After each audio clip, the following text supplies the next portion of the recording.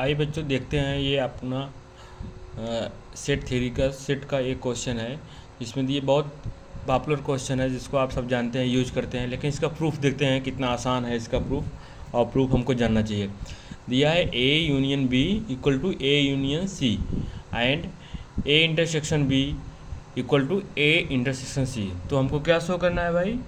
B equal to सी।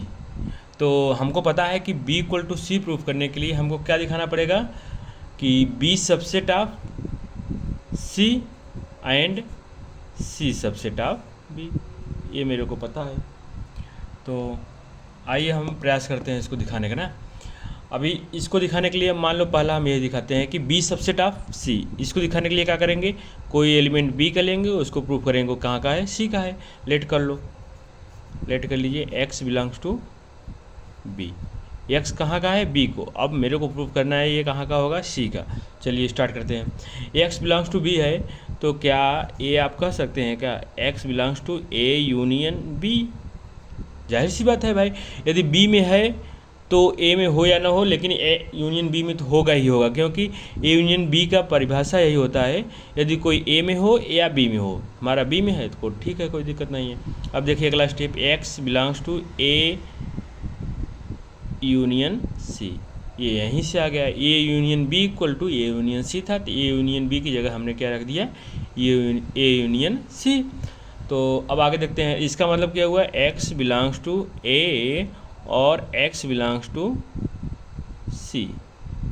ए जो x है या तो ए में है या तो सी में है, कोई बात नहीं। चलिए ठीक है। यदि इफ़ कर, अब केस बन रहा है ना कि या तो सी में है या तो ए में है। चलिए if X belongs to C, तो वी आर डन,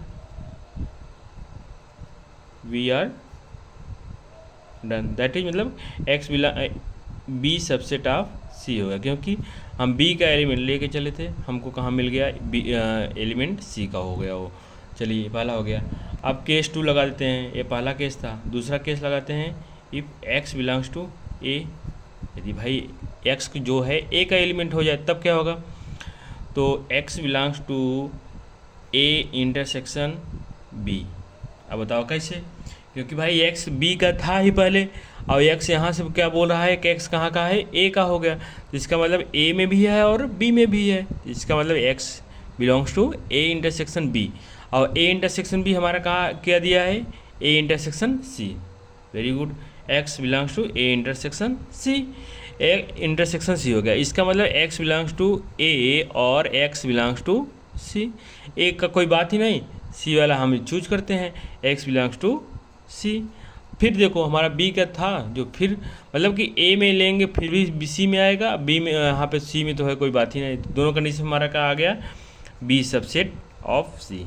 हमारा फर्स्ट एक तरफ से हो गया। अब सेकेंड हम देखते हैं। सेकेंड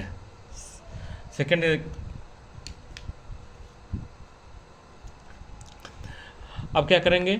अब हम लेंगे सी का एलिमेंट, उसको दिखाएंगे कहाँ का है? बी का। चलो ठीक है भाई। If X belongs to B, तब क्या होगा?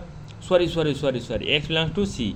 सी का लेंगे तो उसको दिखाएंगे बी में है। चलो ठीक है। एक्स बिलोंग्स टू सी, इसका मतलब एक्स बिलोंग्स टू कहाँ करेगा? सी में है तो ए यूनियन सी में होगा। Very good. A union C किसके बराबर है? ए यूनियन बी के। X belongs to A union B. Very good. If दो केस हो गया, X belongs to B, there implies B C subset of B. यहाँ तो हो गया। अब इफ कर लो एक्स बिलोंग्स टू ए, यदि एक्स ए में है, एक्स सी का था ही, ए में भी हो गया, तो इसका मतलब क्या हुआ? That is X belongs to A intersection C. और ए इंटरसेक्शन सी किसके बराबर है आपका? ये दिया हुआ ए इंटरसेक्शन सी किसके बराबर है? ए इंटरसेक्शन बी के। Very good. इसका मतलब X belongs to B, there implies B subset C, there implies C subset of B. और हमारा दोनों कंडीशन से बी सबसेट ऑफ सी और C subset of B, there implies B equal to C. कितना आसान सा प्रूफ है, दोनों एक दूसरे के सेम सिमिलर चल रहे हैं ना। Okay thanks.